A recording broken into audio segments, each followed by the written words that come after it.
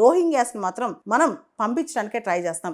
దీనికి సంబంధించి రీసెంట్గా UNHRC ఒక రిపోర్ట్ కూడా ఇచ్చిందనమాట. ఇండియా రోహింగ్యాస్ని అరేబియన్ సీలో పడేస్తుంది, దీని మీద ఎంక్వైరీ జరగాలి అని చెప్పి. అయితే భారతదేశం మాత్రం రోహింగ్యాస్ విషయంలో చాలా స్ట్రిక్ట్గా ఉంది. ఇకపోతే ఎవరికి పడితే వాళ్ళకి వాళ్ళు అడగంగానే కోరంగానే శరణార్థం ఇచ్చే పరిస్థితుల్లో మాత్రం ఇండియా ఇప్పుడు లేదు. మనం చూస్తాం రీసెంట్గా నార్త్ ఈస్ట్లో ఈ సిటిజన్షిప్ అమెండ్మెంట్ యాక్ట్ NRC ఇదంతా గమనించాం కదా.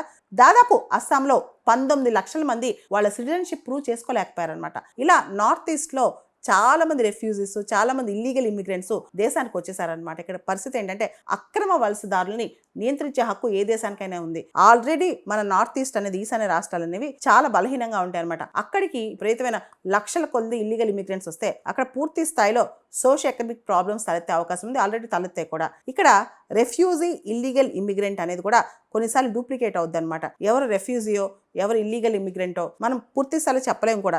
చాలా మంది రెఫ్యూజీస్ ఇల్లీగల్గానే వచ్చేస్తారు. కాబట్టి ఈ పరిస్థితిలో ఇండియా ఖచ్చితంగా ప్రాక్టికల్గా స్టాండ్ తీసుకుని చాలా మందిని బయటికి పంపించే ప్రయత్నం చేస్తుంది. ఎవరికైతే సిటిజన్షిప్ ఇవ్వాలో, ఎలా ఇవ్వాలో ఇండియా కొన్ని గైడ్ లైన్స్ కూడా ఫ్రేమ్ చేస్తుంది. సిటిజన్షిప్ అమెండ్మెంట్ యాక్ట్ 2019 కూడా వచ్చింది. కాబట్టి మనం గమనిస్తే భారతదేశం ఈ రూల్స్ అన్నింటినీ తీసుకొస్తుంది అనమాట. ఈ పరిస్థితిలో ఇప్పుడు ప్రతి ఒక్కళ్ళు వచ్చి మేము భారతదేశంలో ఉంటాం, భారతదేశంలో శరణార్థం పెడతాం, లేదా భారతదేశంలో ఇల్లీగల్గా వచ్చేస్తామంటే భారతదేశంలో 3 వ్యవస్థలు, లెజిస్లేచర్, ఎగ్జిక్యూటివ్, జ్యుడిషియరీ, ఈ 3 వ్యవస్థలు కూడా ఇమీడియట్గా ఒప్పుకునే పరిస్థితి అయితే లేదు.